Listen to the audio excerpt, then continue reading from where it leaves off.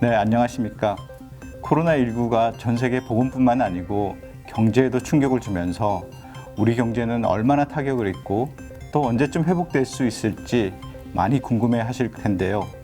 오늘은 KDI 경제 전망실에 허진욱 박사님을 모시고 자세한 이야기를 나눠보도록 하겠습니다. 안녕하세요, 허진욱 박사님. 안녕하세요. 5월 20일 경제 전망을 발표하시면서 올해 0.2% 성장할 것이라고 예측하셨습니다. 근데 발표를 보면 0.2%는 세 가지 시나리오 중 하나의 수치이고 희망적인 시나리오와 비관적인 시나리오에 따르면 1.1%에서 심지어 마이너스 1.6%까지 기록한다고 나와 있는데요. 국민들이 좀 혼란해 하실 것 같습니다. 왜 세 가지 시나리오를 나누어서 전망하신 건지 듣고 싶습니다. 다들 알고 계시듯이 최근 경기가 위축된 주요 요인은 코로나19라고 할 수가 있고요. 앞으로 코로나19가 언제까지 또 얼마나 확산될지에 따라서 성장 경로도 크게 달라질 가능성이 높습니다. 그래서 이제 저희 KDI에서는 향후 코로나19의 확산 추이를 기준 시나리오, 상위 시나리오, 그리고 하위 시나리오의 세 가지로 나누어서 전망을 해보았습니다. 기준 시나리오는 코로나19가 국내에서는 상반기부터, 해외에서는 하반기부터 점차 잠잠해지는 상황을 상정한 것입니다. 상위 시나리오는 코로나19가 올해 상반기 이후 국내와 해외 모두 빠르게 잦아드는 상황을 가정했고요. 마지막으로 하위 시나리오는 코로나19가 장기화되어 내년이 되어서야 점차 회복되는 상황을 가정했습니다. 기준 시나리오에서의 전망치인 0.2%가 가장 가능성이 높다고 보고 있긴 한데요. 불확실성이 큰 상황이기 때문에 플러스라는 사실 자체에 큰 의미를 두기보다는 마이너스 숫자, 그러니까 역성장의 가능성도 상당히 높다. 그 정도로 받아들이시면 좋을 것 같습니다. 네, 코로나19가 앞으로 국내외에서 어떻게 전개되느냐에 따라서 성장률이 달라질 수 있다라고 말씀을 하셨는데 내년 2021년에는 보고서에 따르면 3.9% 정도 성장할 것이라고 전망하시고 계십니다. 그렇다면 한국 경제가 U자형이나 V자형으로 코로나19 이전 수준까지 회복 가능하다고 보시고 계신 건지요? 네, 내년 성장률 전망치가 4%에 가까우니까 숫자로만 보시면 높게 보실 수가 있을 것 같아요. 그렇지만 이제 올해 성장률이 너무 낮기 때문에 기저효과가 있는 것으로 그렇게 이해를 하시면 될 것 같고요. 그 다음에 이제 올해와 내년, 2년 연평균으로 봤을 때는 2% 정도 그렇게 성장을 하는 건데요. 현재 잠재 성장률이 뭐 정확히 얼마다라고 말할 수는 없지만 대략 2.4% 정도라고 추정을 하면 그 경로에는 도달하지 못하는 상황으로 보실 수가 있을 것 같습니다. 네, 지금까지 전체 우리나라 경제 성장률에 대해서 말씀을 해주셨는데 좀 더 구체적으로 코로나19가 우리 경제나 또는 산업에 어떠한 피해를 가져왔는지에 대해서 이야기를 좀 해보려고 합니다.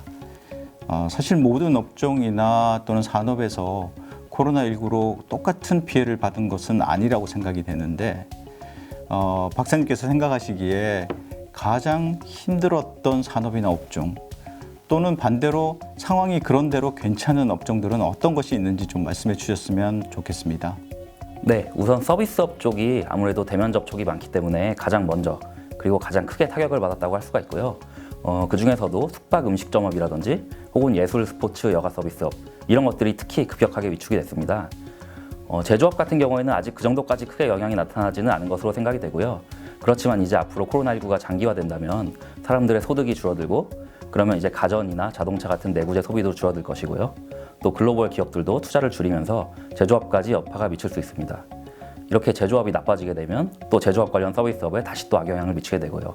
이렇게 파급 효과가 점점 전 산업으로 증폭될 가능성도 배제할 수가 없습니다. 또 한편으로는 우리 수출에서 또 핵심 역할을 하는 게 반도체인데 반도체는 비교적 양호한 상황이고요. 또 이제 대면 접촉을 기피하는 상황에서 IT의 활용이 중요해졌기 때문에 오히려 수혜를 볼 수도 있는 그런 분야라고 생각이 됩니다. 실제로 올해 1, 4분기 데이터를 보면 이제 데이터 센터 서버용 수요가 증가하면서 반도체 수출 물량이 오히려 또 작년 말에 비해 증가를 했고 반도체 생산도 전보다 더 많아지는 그런 경향이 나타났습니다. 네, 전체적으로 좀 걱정되는 상황 속에서도 이 반도체는 아직까지 좀 양호하다라고 하는 모처럼의 희소식도 있네요. 하지만 수출이 3.4% 하락할 것이라고 전망하셨는데 그럼 구체적으로 어떤 것 때문에 수출이 이렇게 하락하게 되는 것인가요? 네, 수출은 사실 올 초까지는 작년 말보다는 더 잘 되고 있었고요. 그런데 이제 코로나19가 전 세계적으로 확산이 되고 그러면서 4월부터 수출이 좀 어려워지기 시작을 했습니다.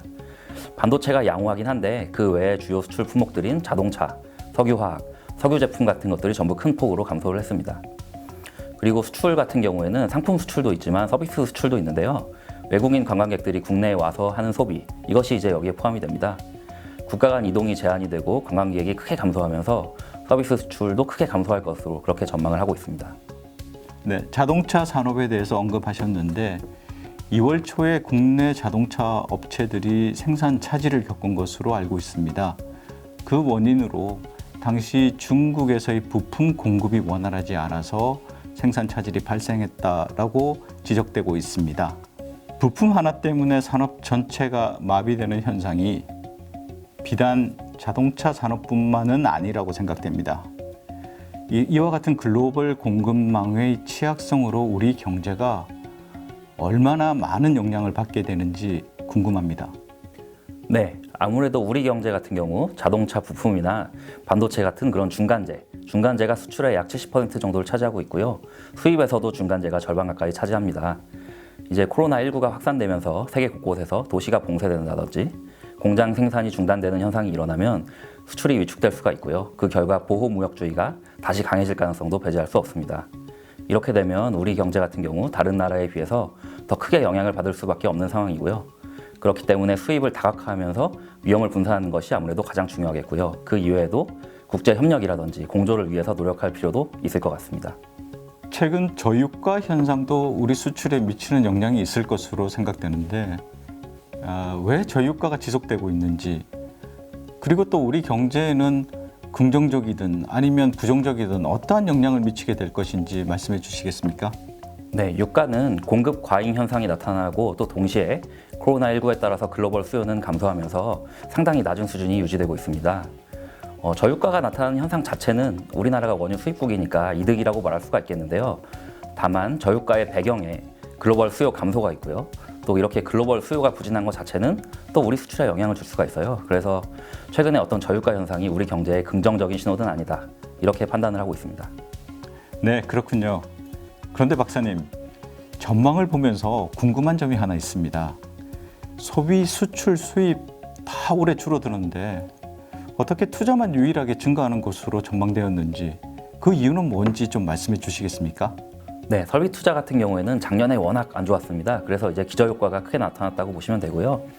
또 글로벌 시장에서 반도체에 대한 수요가 오른 효과도 있습니다. 그래서 오히려 더 좋을 수 있었는데 코로나19 때문에 완만하게 회복하고 있는 정도에 그치고 있다, 이렇게 보시는 것이 더 맞는 표현일 것 같습니다. 현재 코로나19로 인한 경제 위기를 90년대 말 IMF 위기랑 비교를 많이 하는데요. 당시 IMF 위기 때 대량 실업이나 많은 기업들이 파산하는 등 우리 경제가 매우 많은 어려움을 겪었습니다. IMF 위기와 비교해서 현재 코로나19 위기를 어떻게 보고 계신가요? 네, 아무래도 걱정이 많으실 것 같은데요. 단정적으로 말씀드릴 수 있는 것은 아니지만 위기의 양상은 외환위기 때와는 좀 다른 것 같습니다. 그 당시는 아시다시피 우리 경제는 대외 건전성이 상당히 좋지가 않았고, 그래서 이제 자본 유출이 굉장히 빠르게 일어난 것이 큰 문제였고요. 지금 한국 경제 같은 경우에는 상대적으로 대외 건전성은 상당히 양호한 상황입니다. 그렇기 때문에 위기에 대해서 더 적극적으로 대응할 수 있는 그런 여력은 상당히 충분한 수준이라고 그렇게 판단을 하고 있습니다. 네, 코로나19와 관련해서 가장 큰 화두는 일자리입니다. 사실 서비스업뿐만 아니고 제조업 관련해서 정부가 일자리를 유지하기 위해서 많은 노력을 기울이고 있지 않습니까? 그런데 이번 전망을 보면 2020년의 취업자 수나 또는 실업률이 작년 2019년 수준과 비슷할 것이라고 말씀을 하셨는데, 그렇다면 코로나19의 영향이 노동시장에 있어서는 매우 제한적이다라고 생각을 해도 되는 것입니까? 그렇지는 않습니다. 코로나19로 인해서 고용은 크게 위축될 걸로 그렇게 보고 있습니다. 이제 원래 취업자 수 같은 경우에는 정책 효과 이런 것들을 고려하면 몇십만 명씩 증가하는 그런 추세를 예상을 했었는데, 올해 성장세가 둔화될 걸로 예상이 되면서 올해 취업자 수 증가는 작년에 대비해서 거의 없다, 이런 의미입니다. 평상시하고 비교를 하면은 상당히 고용이 위축된 상황이라고 그렇게 전망을 하고 있는 것이죠. 또 실업률 같은 경우에도 작년에 비해서 0.1%포인트만 올라가는 것으로 그렇게 전망을 했는데, 이것은 코로나19 확산으로 인해서 아예 구직 자체를 단념하는 비경제 활동 인구가 증가할 것으로 보았기 때문입니다.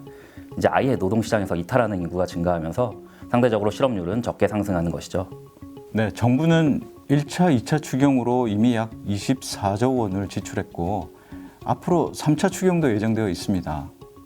물론 일각에서는 정부의 추경 예산이 불가피하다는 의견도 있지만 다른 한편으로는 커다란 추경이 나중에 재정에 부담이 되거나 또는 국가 채무 비율에 있어서도 상당한 우려가 있을 것이다 라는 의견도 있습니다. 박사님께서 어떻게 생각하시는지 궁금합니다. 네, 현재 코로나19가 워낙 심각한 상황이기 때문에 여기에 대응하기 위한 추가적인 예산 편성은 어느 정도 필요할 것으로 그렇게 생각을 하고 있습니다. 만약에 상황이 지금보다도 더 악화된다면 과감하게 재정 지출을 결정할 필요는 있습니다. 그렇지만 이렇게 단기적으로 위기에 대응하기 위한 그런 재정 지출은 한시적이고 또 나중에 돌이킬 수 있는 그런 사업을 위주로 편성하는 것이 바람직하다고 그렇게 생각을 합니다. 예를 들어서 SOC 사업 같은 경우에는 기간이 정해진 사업들이 많지만 복지 지출의 후의 대상을 확대시킨다든지 이런 정책들은 나중에 되돌리기가 상대적으로 어렵거든요. 그렇기 때문에 이런 지출은 점차 고착화되면서 재정 건전성에 악영향을 줄 수가 있는 것입니다. 이렇게 장기적으로 고착화될 수 있는 재정 지출은 지금 추경으로 긴급하게 처리하기보다는 충분히 더 논의를 거쳐서 내년이라든지 혹은 내후년 본 예산에 반영하는 것이 더 바람직하겠다는 것이죠. 예, 경기를 부양하는 정부의 중요한 수단이 재정 정책과 함께 통화 정책입니다. 금리는 통화 정책의 가장 중요한 핵심적인 사항이고요. 그런데 보면 미국 같은 경우에 금리 인하에 대해서 현재 금리를 제로 수준으로 유지하고 있지만 마이너스까지 가야 된다라는 의견까지도 나오고 있습니다. 박사님 생각에 우리나라의 경우에도 금리 인하가 필요한지 여쭤보고 싶습니다. 올해 성장세도 둔화되고 물가 상승률도 또 굉장히 낮을 것으로 그렇게 예상이 되기 때문에 유동성을 공급하기 위한 정책은 반드시 필요한 상황이라고 생각합니다. 우선적으로는 0%에 최대한 가까운 수준으로 기준금리를 인하할 필요가 있을 것 같습니다. 기준금리를 인하하면 광범위한 경제 주체들에게 유동성을 공급할 수가 있고요. 또 파급력도 크기 때문에 우선적으로 고려해야 한다고 그렇게 생각을 합니다. 또 정부에서 상당한 규모의 국채가 또 발행될 예정이기 때문에 민간 부문의 유동성이 충분히 유지될 수 있도록 국채 공급을 일부 흡수해주는 그런 정책 조합이 또 적극적으로 고려되면 좋을 것이라고 생각을 하고 있습니다. 많은 전문가들과 많은 사람들이 코로나19 이후의 세상은 코로나19 이전의 세상과 달라질 것이다 라고 말씀하십니다. 가령 물리적인 접촉을 최소화하기 위해서 비대면으로 진행했던 일들이 오히려 성공적이었다라는 의견도 있고요. 또 인공지능을 활용한 자동화의 추세가 더욱 앞당겨졌다라고 긍정적으로 평가하시는 분들도 계십니다. 아직 좀 먼 미래의 이야기이긴 하지만 이와 같은 상황이 코로나19로 앞당겨졌다는 이야기 같은데요.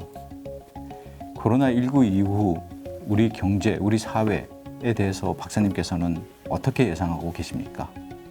네, 코로나19 이후로는 또 새로운 유망 산업이 나타나고 또 사양되는 산업도 나타날 것으로 그렇게 판단을 하고 있습니다.